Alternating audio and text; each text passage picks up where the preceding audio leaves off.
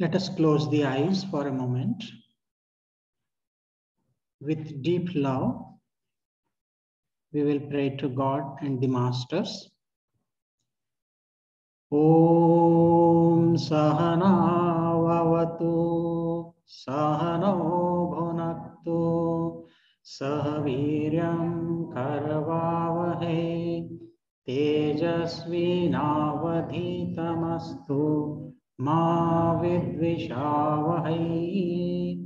Om Shanti Shanti Shanti. May God protect us all. May we enjoy food together. May we meditate and pray together. May we attain wisdom through our study and discussion. May there be no conflict among us. May there be more love, peace, and harmony among us. Om. Amen. I bow to omnipresent one God. I bow to all the saints and sages of all religions. I humbly bow to the lineage of Kriya Yoga Masters. I bow to living presence of God within you all. Good morning and welcome.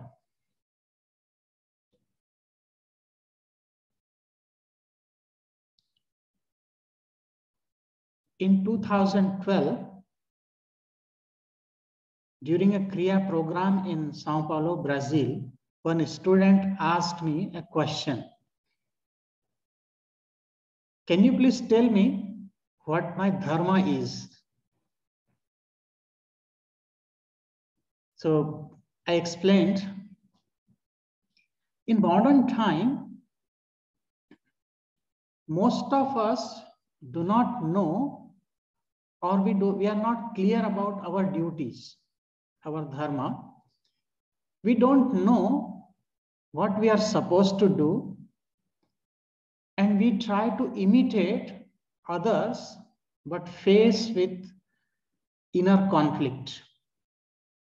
So in today's topic, we will cover the foremost duty of a common man.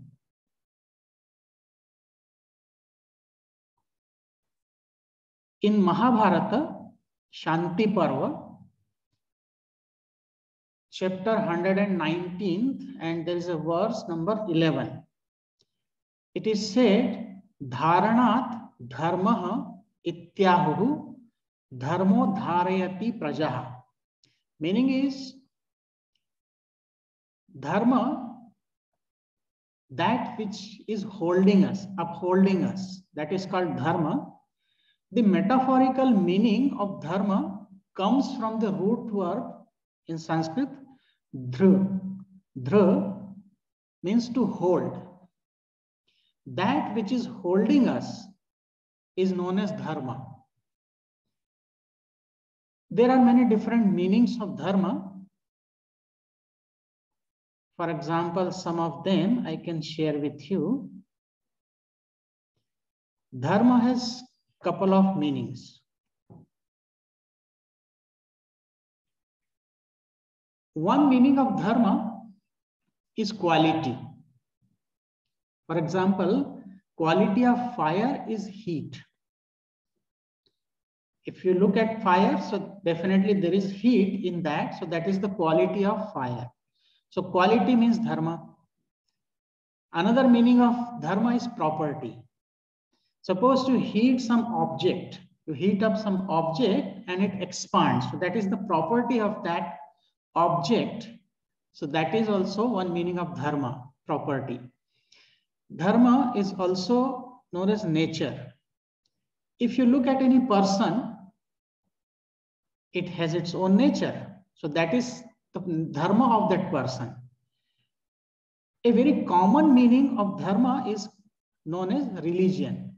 Although it is not the right word, but religion is also translated in English for the word dharma. Dharma means duty. duties and responsibilities of a particular person. Dharma means righteousness. Dharma means also morality. So there are so many meanings of this word dharma. The other meaning of dharma, which is more prevalent for us today, is duty or responsibility. As a person, we have many responsibilities. We have many duties according to the stages of our life. Suppose we are teacher. So what is our duty? If we are student, our duty will be different. If we are a manager, our duties are different. If we are employee, our duties are different. If you are a mother, your duties are different. If you are a child, then your duties are different. So at every stage of life, we have different sets of duties and responsibilities. That is also known as our dharma. The duties of parents and children are different and they are their own dharma. The ruler of a country has duty towards the citizens. So that is called the duty of king, Raja Dharma.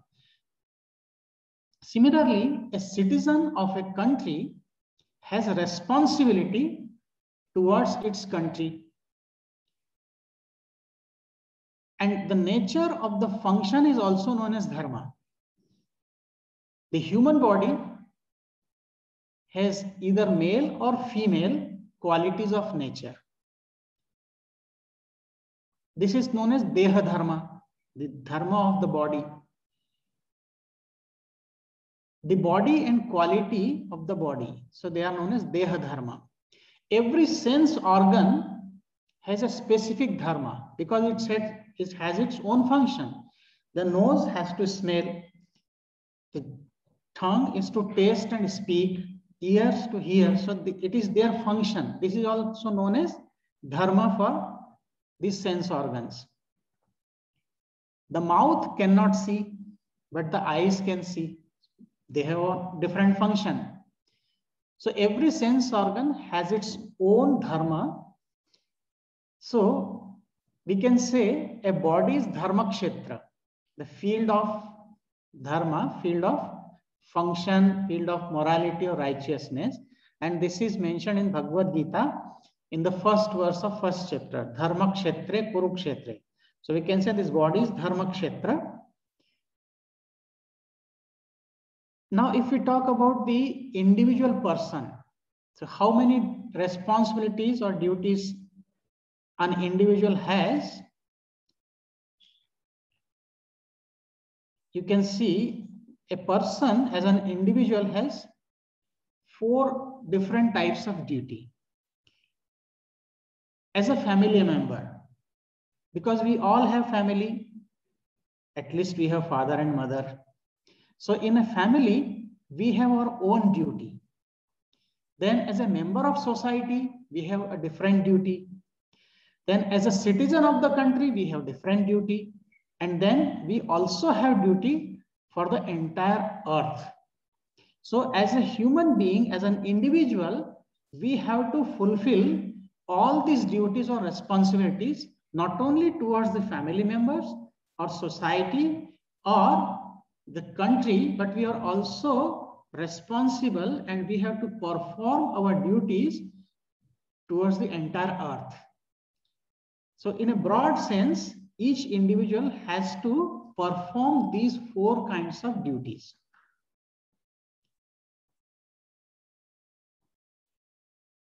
There is a saying, there is a beautiful quote by Sant Tulsidas in Tulsi Ramayana. When Sant Tulsidas is defining what is dharma, so he is telling in a very simple way, he is telling, Parahita sarasa dharma nahi bhai, parapida nahi adhama dhamai. Meaning is that there is no greater sin than hurting others, parapida. And there is no greater virtue or dharma then doing good to others.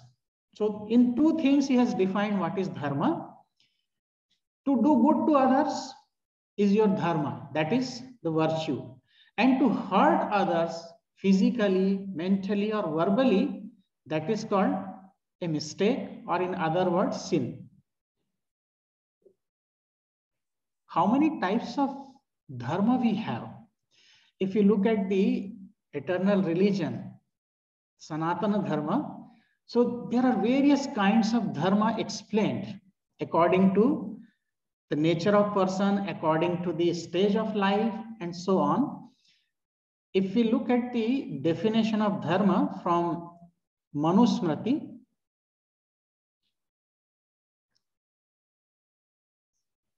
there are different categories. So if you can see,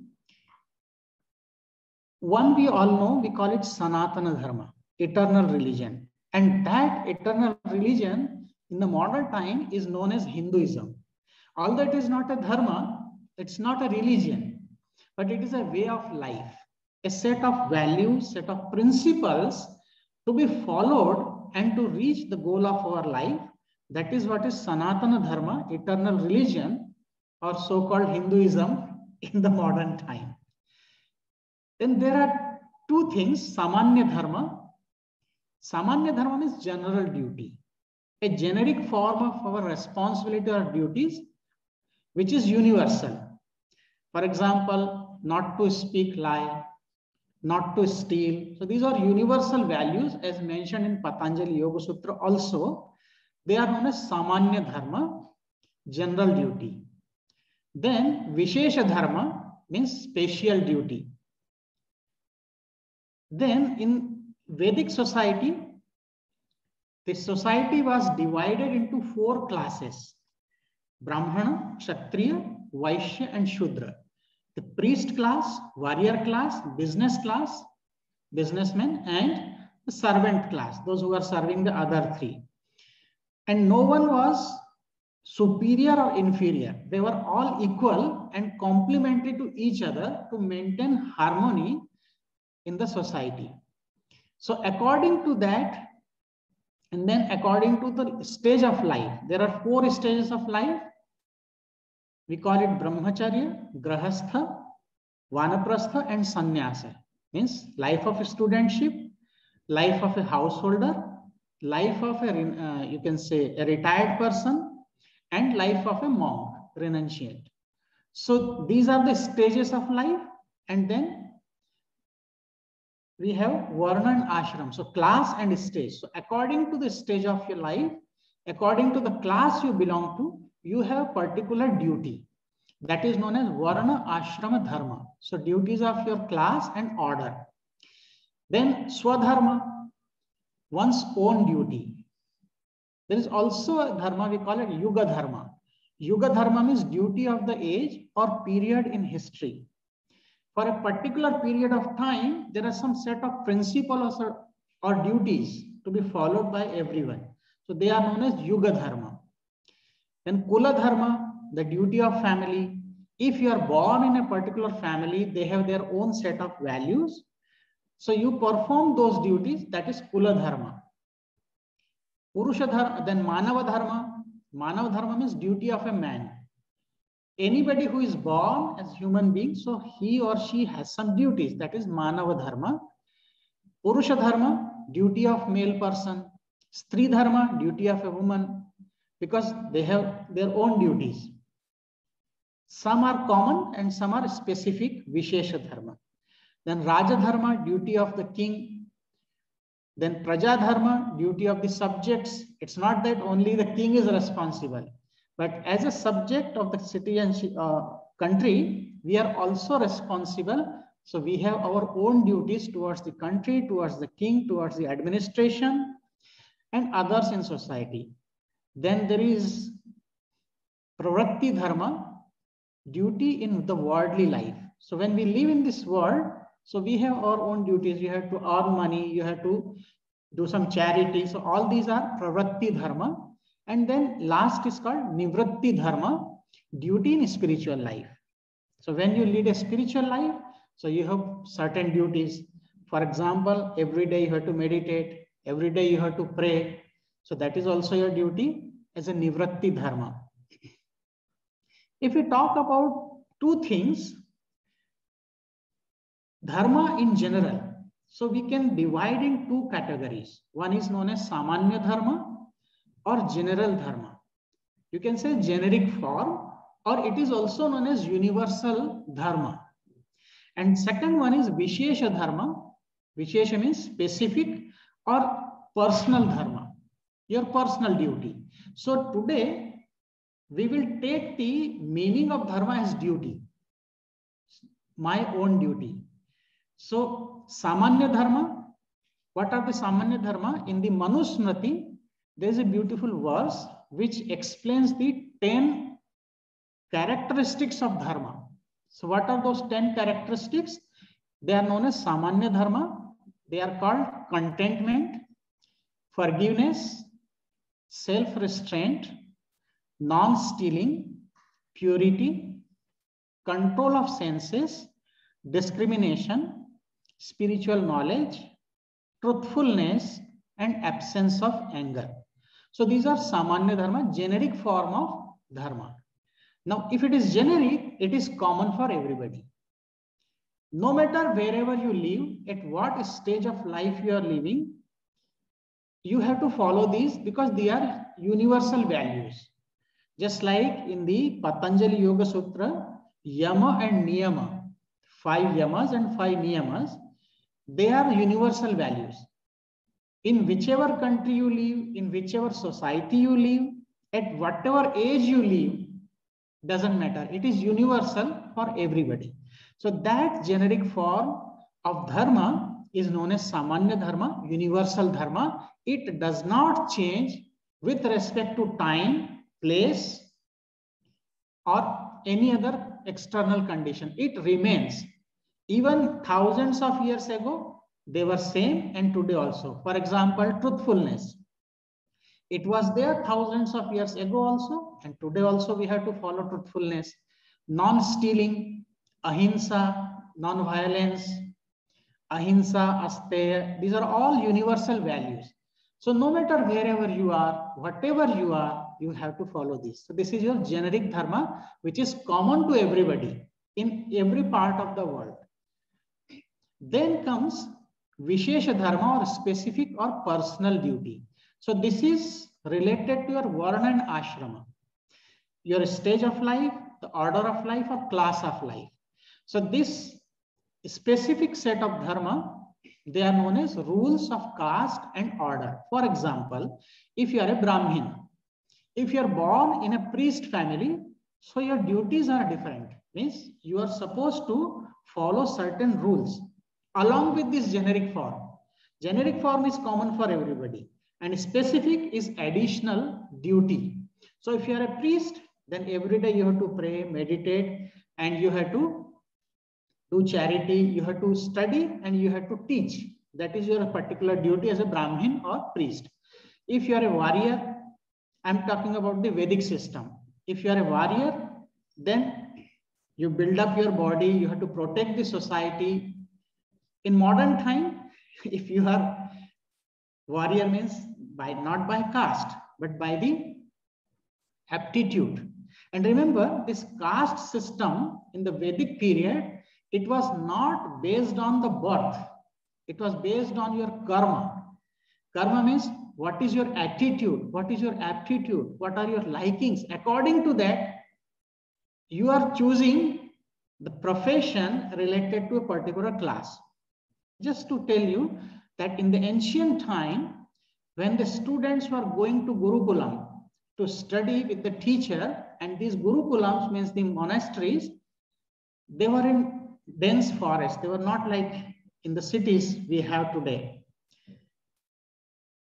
From the age of 9 until the age of 25, the students were living with the master, and those teachers were householder teachers.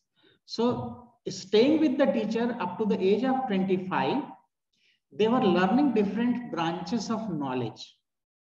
And during this period, the guru or the teachers, they were observing the student and finding out that what is the aptitude of this particular student. If the student was very brilliant, then they said, okay, your duty is of a Brahmin. So you will study, you will teach. If a person was very strong and very courageous, they said, you can become a warrior. So you are a Kshatriya. If a person was very much interested in trading, business, so those skills, he said, you are a Vaishya, you are a business class person. And those who could not do, they were not intelligent, they were not strong physically or mentally, but they could serve. So they served all the three societies.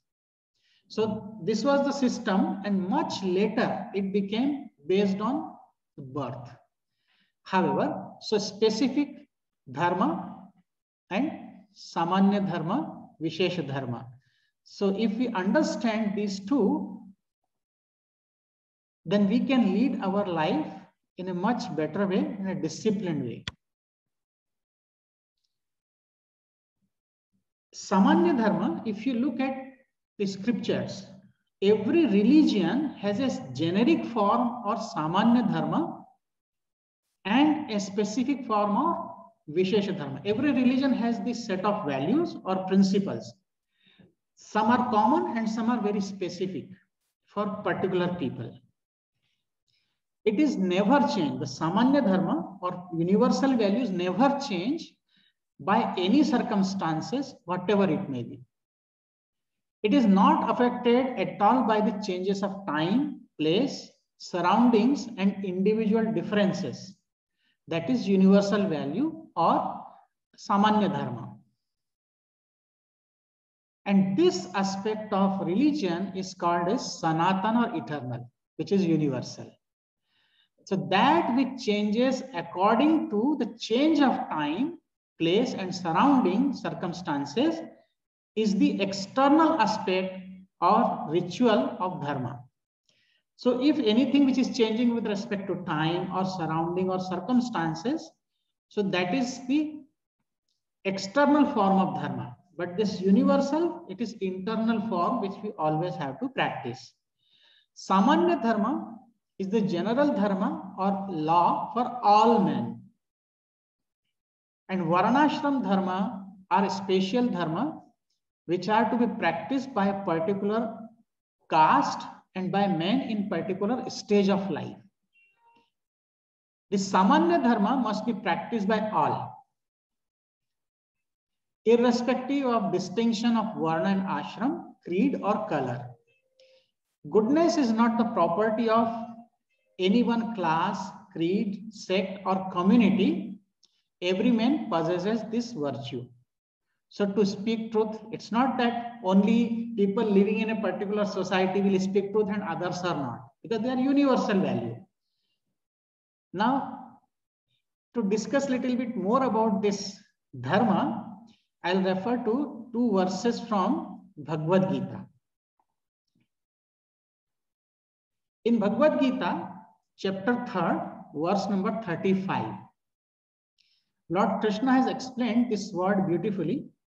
Dharma, Shreyan Swadharmo Viguna, Paradharmat Swanushtitat, Swadharme Nidhanam Shreya, Paradharmo Bhayavaha.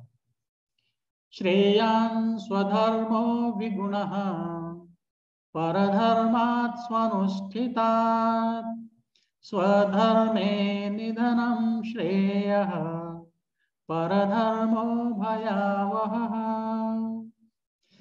Meaning is that Shreyan Swadharmaha Vigunaha. Vigunaha means devoid of any merit. It is far better to perform one's naturally prescribed duties. Although it may be also associated with some dislike or some faults, it is better to perform our own duty, which is naturally prescribed, than to perform another's prescribed duty. Although it may seem to be perfect, for others' duty may seem to be perfect and ours might be imperfect, but still we should do our own duty. It is preferable to die. Swadharme nidhanam shreya means it is better to die in the discharge of one's own duty than to follow the path of another, which is fraught with danger. So the emphasis is that you should perform your own duty, not to perform others' duty. It's very clear, as we discussed, that two types of dharma, samanya dharma, vishesh dharma. So universal values are fine. It is common for everybody, but the specific duties, it changes. So if you are a Brahmin, you are supposed to do the duties of Brahmin. If you perform the duty of a Kshatriya, then you will be in trouble. What is happening in the modern time, I have observed that instead of performing our duty, we try to perform the duties of others. Suppose, just a simple example. You all come to ashram. So you are all householders and you are supporting us. We are the monks. So in the Varnashram dharma, specific duty, we are the monks, so we have our own duty. You are a householder, you have your own duty.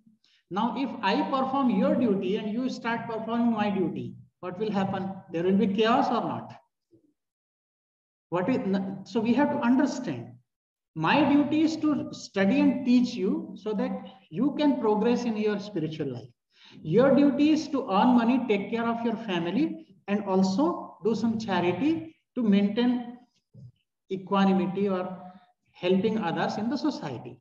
But if you start sitting and start teaching me, you should do this, you should not do this. Swamiji, I am telling you should do this. It is not your duty. What I am supposed to teach, you cannot tell me, Swamiji, don't teach this and teach this. And sometimes people don't hesitate to tell, Swamiji, you don't know.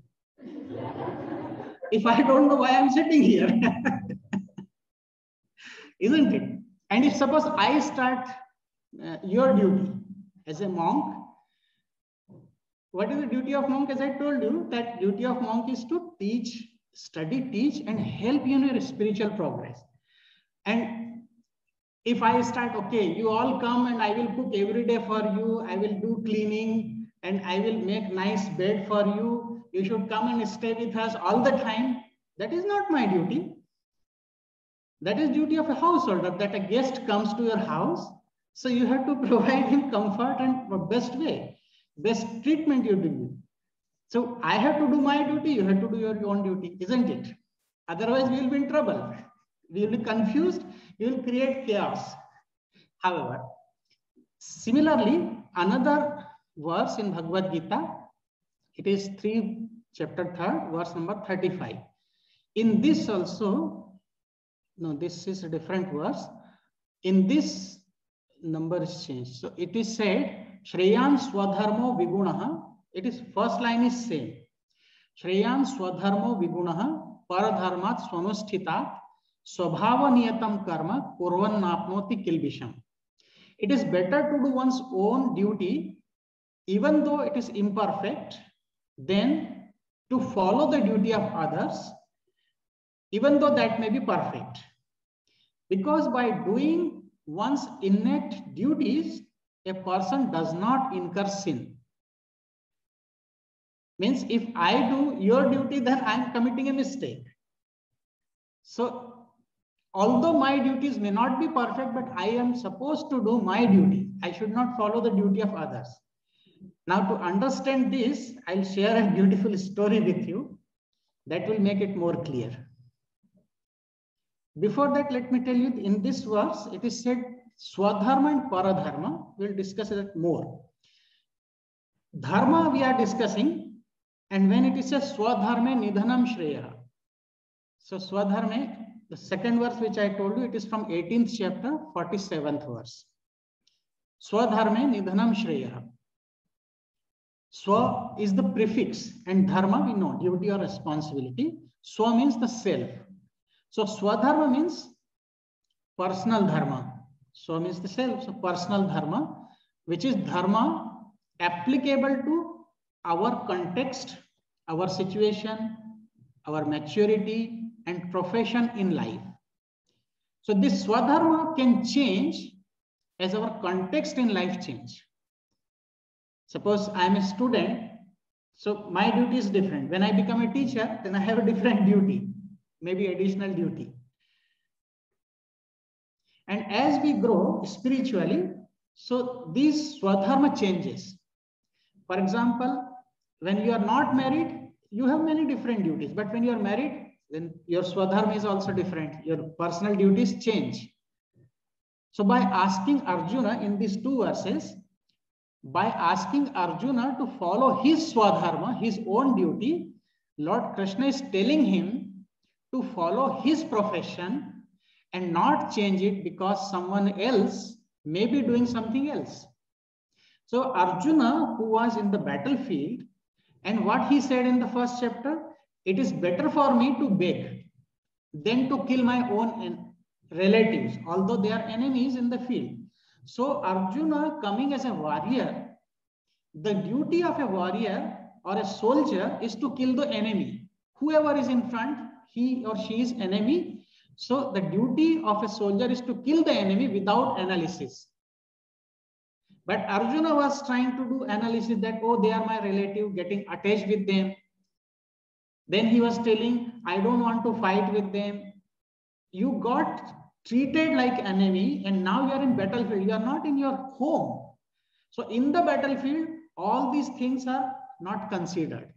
There's only enemy in front of you. So Lord Krishna reminded him that you are a warrior and you are telling that you want to beg your food and you want to go to meditate. That is the duty of a Brahmin. That is the duty of a monk. You are not a monk, you are not a Brahmin. You are a soldier, you are a warrior. At this moment, your duty is to fight with your enemies, kill them, and with that you will attain liberation, because that is the duty of Kshatriya or warrior. It is more enjoyable to be ourselves than to pretend to be someone else, isn't it? When you are with your own self, when you are in your real form, instead of imitating others, then you are at peace and happiness. The duties born of our nature can easily be performed with stability of mind, because there is no inner conflict. You know who you are and what you are supposed to do. The duties of others may seem attractive from a distance, and we may think of switching, but that is a risky thing to do. If they conflict with our nature, they will create disharmony in our senses, mind, and intellect. Always try to stick to your duty, your responsibility, because if you try to do duty of somebody else, there will definitely be some inner conflict, your mind, senses, and you will not be at peace. So Lord Krishna emphasizes this point dramatically by saying that it is better to die in the faithful performance of one's duty than to be in unnatural position of doing another's duty. So Swadharma means self, Swa means own, Dharma means duty or right. In eternal religion or Hinduism, one's own duty, one's own right, one's own nature, or one's own role in the social and cosmic order is to be understood very well, and according to that one has to perform action. For example, to kill someone is a violation of eternal dharma. To kill someone is the violation of eternal religion, because this is universal value to not to kill. And if someone is killing, it is not acceptable. But if you go to a war in the battlefield, killing the enemy by a warrior, it is Swadharma. It is allowed because it is the duty of a warrior. But if you are a civilian, you are not supposed to kill. So you can see that how your Swadharma or duty changes as per the order or stage of life. Every day we perform our duties and actions, and we go through the different stage and we follow our duty. We perform our duties as per our stage of life. For example, how our duty changes in daily life, I'll give you an example. When we are praying and meditating, we are a Brahmin. When we are praying and meditating, we become Brahman, priest. And when we are taking care of our family members, protecting them, taking care of them, that is the duty of a warrior or Kshatriya. So we become Kshatriya. When we are working to earn money, then we are Vaishya, business class person. And when we are serving others or cleaning at home, then we are Shudras, the fourth order or class of the society. So every day we are going through these 4 stages of life. We become all. So at different situation, different stage of life, we are performing the duties of a particular class in daily life also. So to understand this, why we should not perform the duty of others, I will share a humorous story with you. There was once a washerman who had a donkey and a dog. One night, when the whole world was sleeping, a thief broke into the house and the washerman was fast asleep, but the donkey and dog were awake. The dog decided not to bark. Remember, the dog decided not to bark. Since the master did not take good care of him, and dog wanted to teach a lesson to his master. Now the donkey got worried. And he said to the dog that if he does not bark, the donkey has to do something himself. The dog did not change his mind. And the donkey started braying loudly. Hearing the donkey's bray, the thief ran away. The master woke up and he came out and started beating the donkey for braying in the middle of the night for no reason. So what is the moral of this story? Moral of the story is one must not engage in duties other than his own. It was the duty of a dog to bark, not the duty of the donkey, but he performed the duty of a dog, so he was beaten. Now let us take a new look at the same story. The washerman was a well-educated man from a premier management institute. He had the fundas, means he had the concepts of looking at the bigger picture and thinking out of box. And he was convinced that there must be some reason for the donkey to bray in the night. So he walked out a little and did some fact finding, applied a bottom-up approach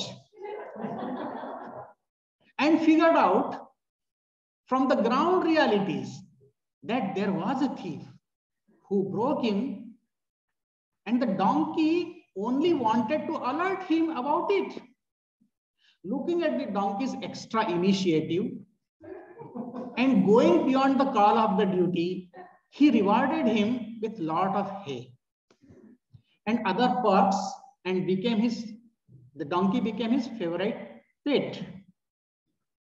The dog's life did not change much, except that now the donkey was more motivated in doing the dog's duties as well. And in the annual appraisal, the dog managed a meets requirement. The donkey was rated as a star performer. Soon, the dog realized that the donkey is taking care of his duties and he can enjoy his life sleeping and lazing around. The donkey had to live up to his already high performance standards. Soon he was overburdened with work and always under pressure. And now he is looking for a job rotation. What is the moral of this story? It remains the same. One must not engage in duties other than his own. Shri Gurudev said that religion in Sanskrit, the dharma is translated as religion, and it has come from the root word dhru, means to hold. Dharanat dharma uchyate. In our body, breath is holding the life force. If there is no breath, we are dead body. So what is holding us? Our breath. So Gurudev used to say, breath is my dharma. Once it happened, Shri Gurudev flying from Europe, and in the immigration desk, the officer asked, so what is your religion? He said, breath is my religion. He got confused.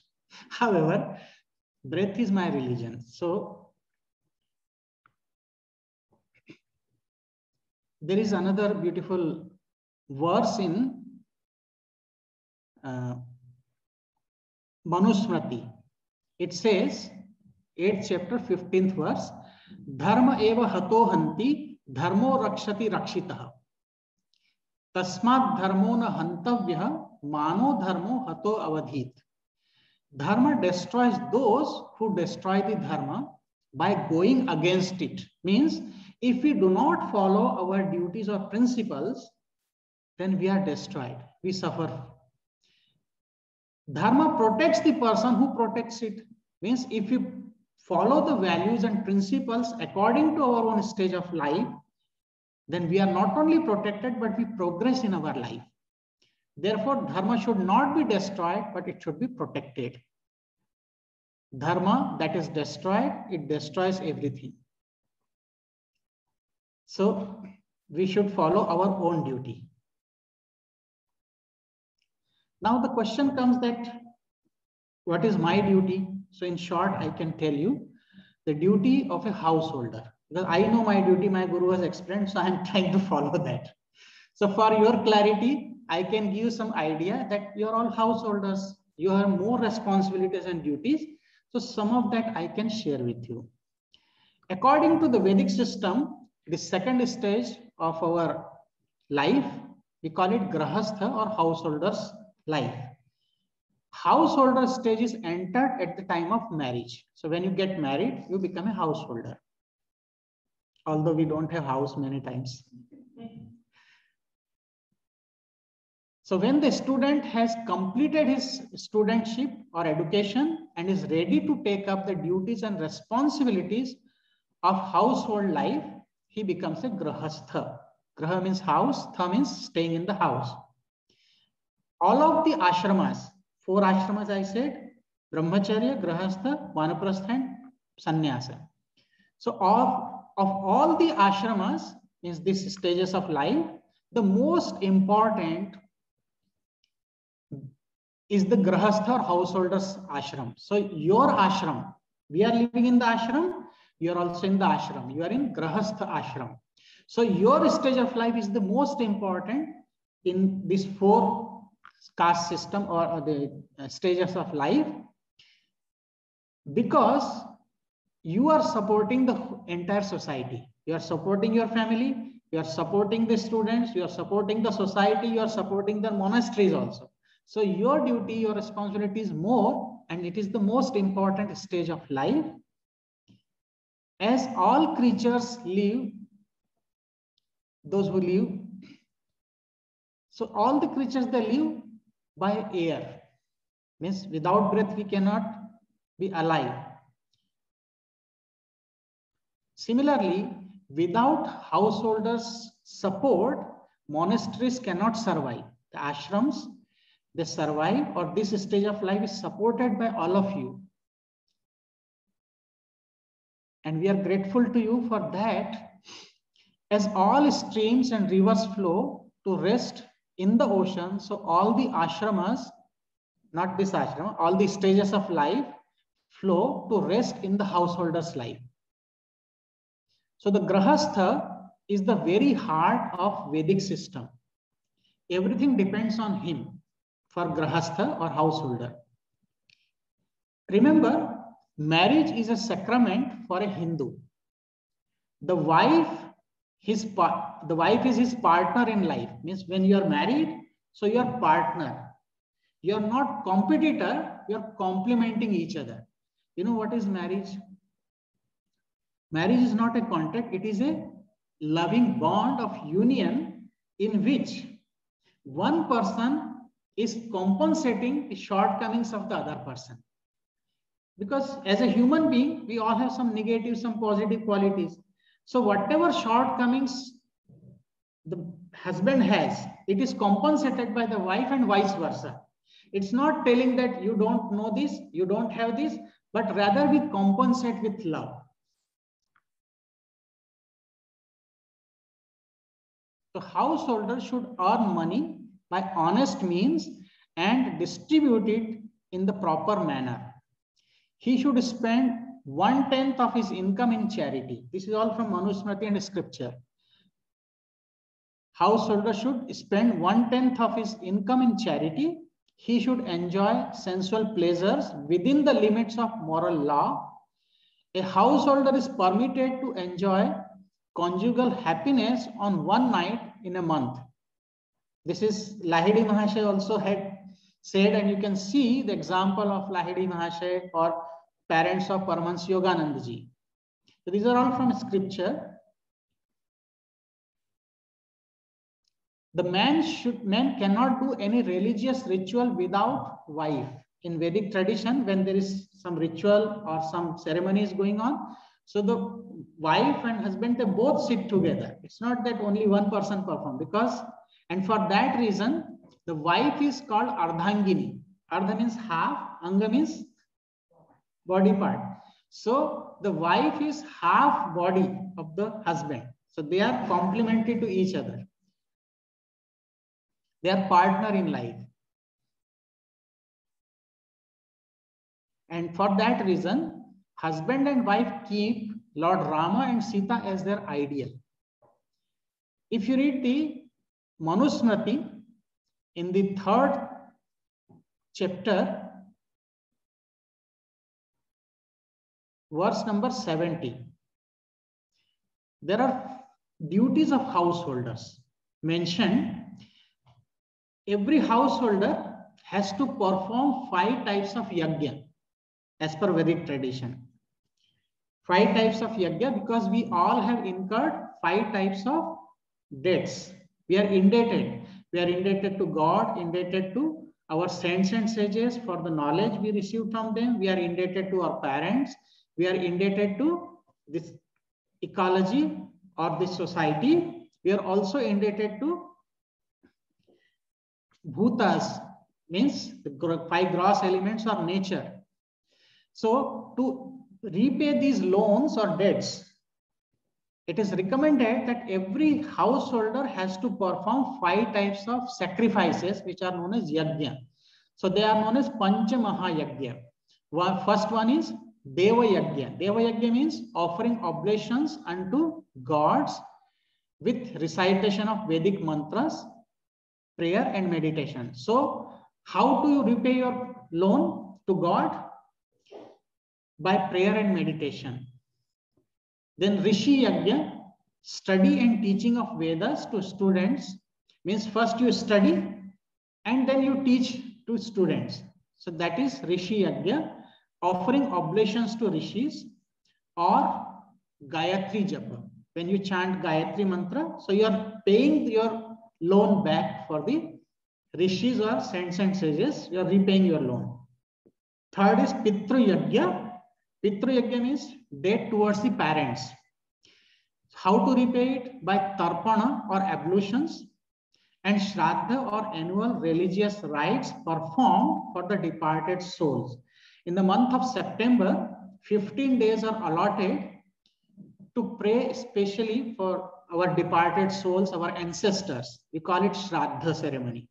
So there are special prayers and rituals. So we offer it to be free from this debt towards the parents. Another thing, continuing the cycle of creation, means getting married and giving birth to a child. In that way, we are free from debt to parents. Then fourth yajna or sacrifice we are to perform is bhuta yajna. Bhuta yajna is distribution of food to subhuman species, taking care of them.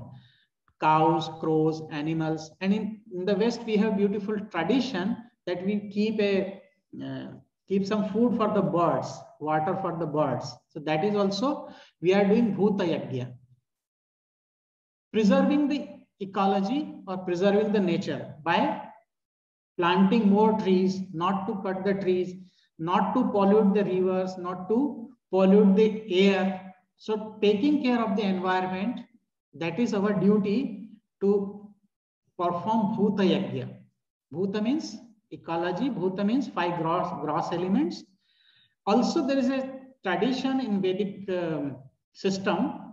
When we get up in the morning after taking shower, we take little water in a copper pot and then we offer it to sun god, solar energy.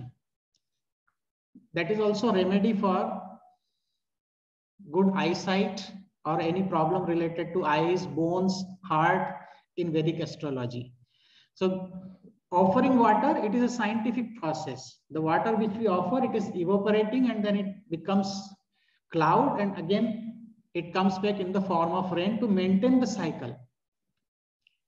So this is bhuta yajna and nro yajna. Nro yajna means taking care of the guests. Any guest coming to our house, taking care of that guest in a nice way, we pay back our loans.